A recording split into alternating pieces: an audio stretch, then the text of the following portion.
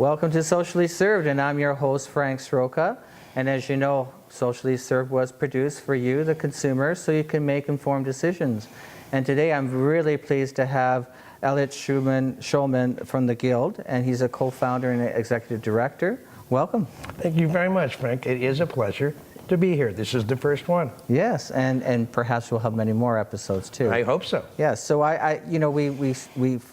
prior to meeting, we've always had some conversations, and it was interesting to me how you started the Guild, and maybe you want to talk to our viewers about that. Absolutely. The Guild grew out of the idea of doing a little bulletin board, an old school pin tack bulletin board, Really? in a food bank that I help run. Wow. Now, in this food bank, until you're there, you don't notice this sort of dynamic people that will come to such a place. There's the perception that these are the people that have nothing and can offer nothing. It started with a young man named Rory, who is a bike genius and happens to be my neighbor. Okay. So I realized that this guy had a skill, a world-class skill. He's a real artist, a really smart guy, and he'd been homeless and addicted on the streets. So I met him just as he was getting healthy. And the initial idea was to do like a barter system, where someone like Rory could trade off goods and services with other people at the food bank. Then we met a guy who was a jeweler. Then we met a young woman who was actually a real media star and just starting her career in that.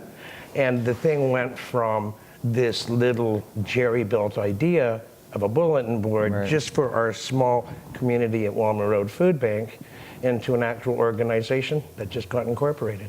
Wow, that's amazing. And all within, how long has that whole process taken? Just about a year now. Wow, Yeah. That's excellent.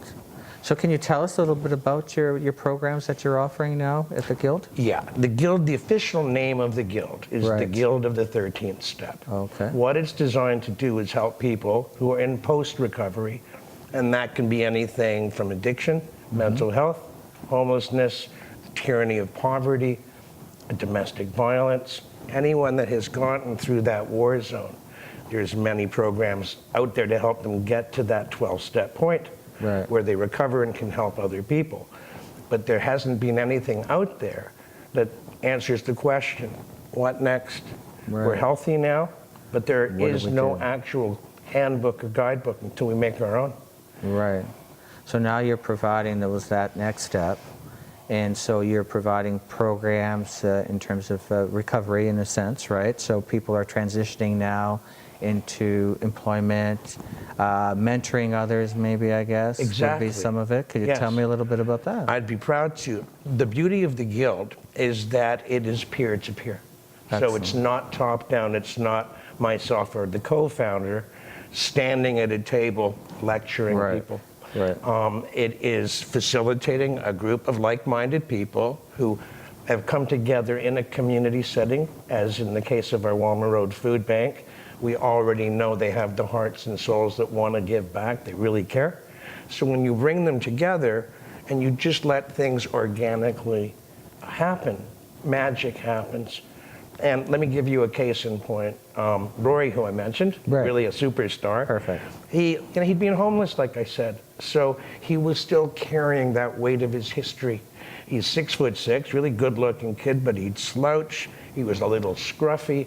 You don't worry about those things when you're homeless. So one day, he shows up at the meeting, standing very proud, completely groomed, and he stands up during this period of the meetings that we call our share or check-in, and he announces to the group that that was his anniversary, 1 year of sobriety, Excellent. and that he had gotten into this very hard to get into course to help build and design bikes. So that in itself was a great victory. Excellent. But what was really, really quite exciting was noticing over the next month, Frank, other members of the circle started showing up in the same sort of groomed, just looking positive, feeling and acting and talking optimistic. No one told them to do this. They picked it up via osmosis. Right. And so because we weren't dictating a process or a recipe for success within the Guild, you sit back and you wait for these things to unfold. So there's, again, something so magical about peer-to-peer. There's no sense of judgment. There's no sense of, there's just that moment when they know that in that small group, they and we understand each other usually better than our families or some of the professionals that are there to help during the process of recovery. Right, because they've gone through that whole process themselves. So this peer mentoring process, I guess, in transition, I guess, was that just something that naturally occurred, or was it something that was that maybe that you've gone through yourself through your own experiences, or? Yeah. Yeah. Well, yeah, the latter, actually, it's a bit of both, but I'll speak about the latter fact. I'm now 8 years in recovery. Excellent. And, that, of course, from the beginning of early recovery, it really, really mattered. I was grateful for it. In the beginning, it was some time in AA that helped. But it was really, I had good friends. I had people that seemed to understand and would be patient with me. And then I actually fell into physical illness unrelated to the actual addictions. And there was this, I would just call it lost time. There was a period of about 3 years where I didn't have a clue what was going to happen. So one day I show up at this food bank that I've mentioned. Right. They have an annual barbecue. Okay. And a dear friend of mine was there, and he asked to borrow $20. I'm bringing this up because about a month before, he had got $10,000 from ODSP, retroactive back pay, so to speak. Okay. So how does a person lose or go through $10,000 in a month?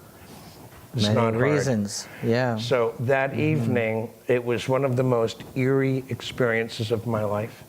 I knew when he left that night that I'd never see him again, just had this feeling that he was just too lost. So I didn't know what to do. I'm stuck with nobody I know in the back of this church where they just had this barbecue.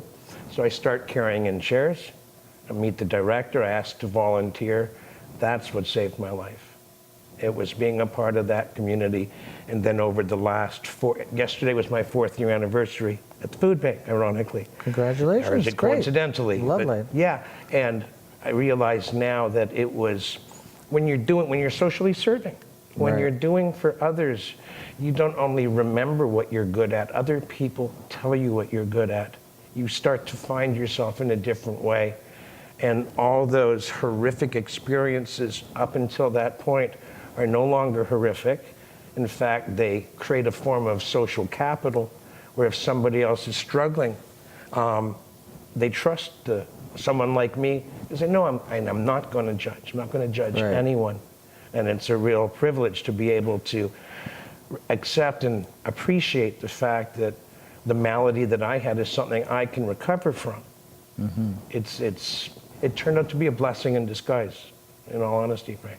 So it's a real journey, and it's a real journey of knowing yourself and knowing others, networking with others, being supported by friends and acquaintances or others who've gone through this same journey, and recognizing that. And I guess that's where the peer support system starts to come into play naturally, like you say, through osmosis, that whole type of assimilation type of process, right? Exactly. So that's amazing. So where does the Guild go from here? I mean, you're new, you're incorporated. That's wonderful. Do you have members? Or just people who come in and tell their stories and share their stories with you? As like, where do you go from here? Because it's interesting. You say there's the process. You're in the recovery. And yes, people get into that point where they're saying, well, what do I do now? How do I get to, what are the resources that I can go to now? I'm ready. I feel I'm ready to do that step, that 13th step. And so where do I go from now? So you're here to help them with the Guild to do that next 13th step, right? Exactly. No. So I'm glad you asked that question, because I can only answer part of that, or I'd be guessing. What I can tell you is that the original chapter, call it now the Founders Chapter, it was sort of proof of concept, Frank. 7 out of 10 people, 70% of the people, myself included, that began this journey within the Guild have either found part-time or full-time employment. They have developed a sense of esteem. They have optimism. They're healthier. They're more focused. So the best salesperson, the best advocate for the Guild of the 13th Step isn't me. I can say anything. No one has to believe Right. it. It's when someone else can speak to anybody else and say, look, this was my story. This is what happened to me. This is how it worked. And so now, because we're incorporated, we can start to raise money and expand. Right. So over the next year, it is our real ambition to start setting up little, I guess you could call them micro chapters. Right. We can't really manage a lot of people in a chapter. We don't know what the optimum number is. That too is organic. So we're going to start to go to specific communities where there's various people in need, and we're going to recruit that way and try to offer the same support, but actually within their own home space, and then start to mix people together, if that makes sense. That makes very much sense. So is your home base now, is that the food bank, the Walmart food? That was where it originated. So is that still your home base, or now do you have a home base where people can get in touch with you? We've been very fortunate that we've been able to use Oise on Bloor Street, the U of T facility. Excellent. So, and that was also great because, you know, there's a lot of people that will come into a food bank or come out of the hell they've been in. They've never been in a university. Right. So you come into a place like this, Right. you sit around desks or in tables, and immediately you feel like you're a part of something new, that you're allowed to be in that place. Right. You're not excluded. You're not a pariah anymore. Right. Okay. So in terms of recruiting new people want to come and help, where do they get in touch with you? Do they go online? Do you have a website? Yes, we have a website that needs to be redeveloped. Okay. It's called theguild.info. Okay. And people can contact us off the website. They can get me directly. Okay, that's great. So now future programs, you're talking about a mentoring program, and you're speaking about peers mentoring peers, which is great. Do those individuals, are they always there, or do they, some individuals maybe go through this transitional period and where they're mentored by other peers, and then maybe they feel, okay, I feel that I've been supported, I feel that I can move on now to my next 14th step, or whatever it may be. So that's great, that's successful, right? Or do you have mentors that recognize the successes that they've had in terms of the self-esteem, in terms of their self-worth, and now you're saying they're employed and they're working. Do those individuals, do they stay in the fold, so to speak, to help others, or what are you finding? Like, what's the consensus? First of all, thank you for asking that question. Okay. It's a very funny situation we have where our success is not measured by volume. On a night where 3 or 4 people that always came can't come because they're working, right. My dad would have called that a very happy problem. Okay. But these people, when they're too busy to come to every meeting, or when they've reached that 13th step and have other obligations, there hasn't been one that I've talked to or that hasn't offered to share their story in the form of a recruitment outreach.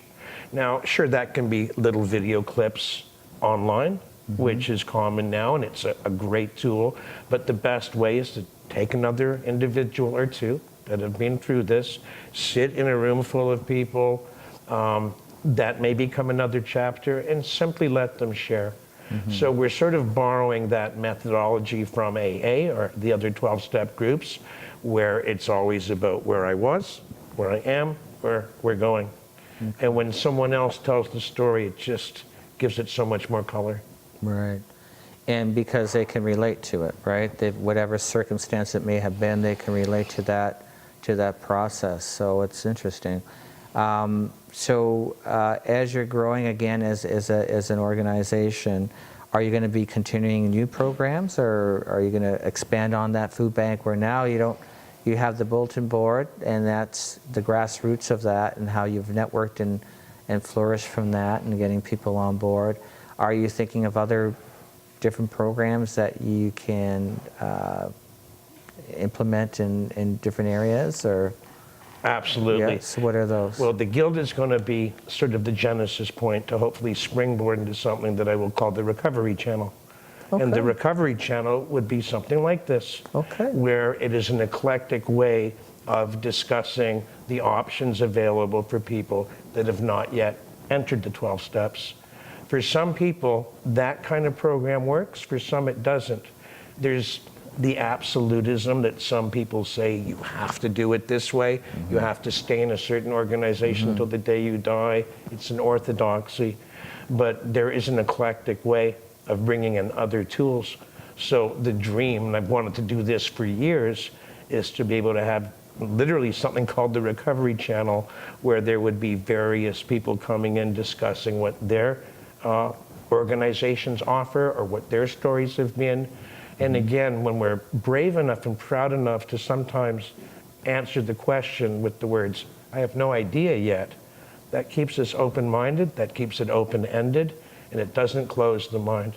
Because we can't start walking with hubris as if to say, look what we've done, we've done our part. Right. There's too much to do. There is a war out there on the poor, on people with disabilities and mental health issues especially. And it's our obligation to sort of be first responders in that battle. And this is very good for, you know, as you said, it is a crisis out there in terms of mental health is a huge crisis, addictions is a huge crisis. And though there are some resources and places people can go, sometimes it's not the right equation for everyone. So it may not be the right fit for everyone, right? Absolutely. So having an organization like the Guild that's out there, you're welcoming everyone, and they can just come in and participate as much as they want, or just be on the sidelines and observe and say, am I ready? Am I learning? Oh, wow, these are people that are going through a journey similar to myself, or are, you know, I've seen successes, you know, like you're talking about Rory. I love that success story, and they're leading by example, right? These are great things to encourage individuals that are out there so that they can take those next steps, and I think it's great.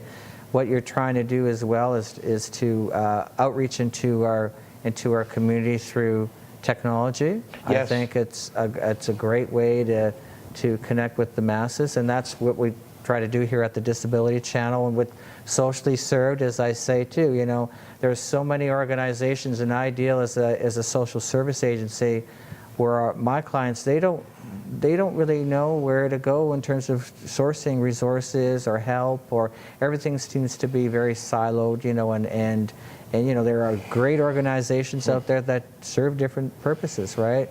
So I think having the ability to provide different services or resources for individuals that are looking for that help and assistance, I think that's great. So we'll definitely, you know, talk more about that, maybe have you back on the show, or have some individuals who want to share their stories with you. That would be a privilege. Yeah, like, so what's Rory up to now? Do you know? Yes, I just saw him about half an hour ago before you coming did here. you? Right now, I think he's working on one of my bikes. Oh, okay, And, great. you know, he's a neighbor of mine. Actually, I met him the day he moved into our building. Great. And he was by himself trying to lug in furniture. So it's good neighbor policy. You see a young guy, an old guy, anyone, you pick up a piece of furniture, you help them move. When I walked into his space and saw this chaos of bikes and bike parts, we immediately had a friendship. So to see how he has grown that into an enterprise, and to only envision where he can take that and hopefully start, I mean, he could have his own chapter. It's a huge, huge community. Right. But the idea of him being able to someday hire people that have been through a similar journey, and actually, I know the first day he gets to make a payroll check to someone, he's going to see the benefit of creative, compassionate capitalism. Right. And I'll tell you, when I was at my worst and my lowest, one of the ugliest words in the English language was capitalism. When you don't have money, you hate it. Right. So I've been very lucky with the co-founders, my cousin David Shinwell. He's a business professor. We're polar opposites in so many ways, but he's the guy that's helped me overcome my obstacles in this first year. Great. We didn't even know what they were, but you realize an obstacle when you miss a deadline, or when you ignore something, or when you see someone get something that seems so difficult when someone else just does it. and we're honest with each other, and it's just simple. It's simple math where you make a suggestion, try it this way, or whatever it is. So. And it's a different formula for everyone too, right? It's like trying all these things, and there's successes with it. There can be some struggles with it, I guess. Sure. Too, right? So you have to kind of find that right formula that works, and that's all part of it, right? Yeah. And, you know, I guess the sad. I want to share a sort of difficult, sad story or memory from this last year, because it's called the Guild of the 13th Step. It's obviously, as we've discussed, designed for people in post-recovery. But there's a woman that I wanted to bring in to try. She's nowhere near recovery yet she's worked at the food bank for about 12 years. I did the math. This person has served 50,000 cups of coffee to strangers who are now her family. She does the work of the angels, but she's so afflicted that when she comes to the meetings, it can actually be counterproductive. Right. Maybe that will help influence her, or maybe we can in time develop another chapter that focuses on people that are on that cusp of transition, because there's still more that has to be done there. Because we're dealing with people in post-recovery, we have to keep our minds and hearts open to new tools that someone may help us share. If one person out of 100 can find a way forward and not die, it's a good day, it's a good week, month, and year. Okay, and it's all about building that strong foundation, right? I mean, you're talking about getting your house in order, and think of Rory and his how he's gone through that transition and through all those different steps, and inspired other people to lead by example. And he's really building a house, right? He's building a house. You helped him build a foundation. Without that foundation, he wouldn't be able to build that house and have all those bikes on that roof rack and all that stuff. I mean, this is what it's all about. And now he can be inspiring to other people. And I think that this is really great work that you're doing for people. I think that's really wonderful. And so I want to let the viewers know again how they can get in touch with you and the Guild. Sure. So if you can let them know. It is theguild.info. And on theguild.info is my email address, and you can get me that way. It's Elliott with 2 L's and 2 T's at theguild.info. Well, thanks, Elliott, so much for having us on Socially Served. It's been a pleasure. And for me, sir. And we'd like to have you back again one time and bring someone else with you so they can talk to us about their successes. I will look forward to that. Thank you all. Thank you. And thanks for joining us on Socially Served. I'm Frank Sroka. Thanks for joining us, and you'll see you next time.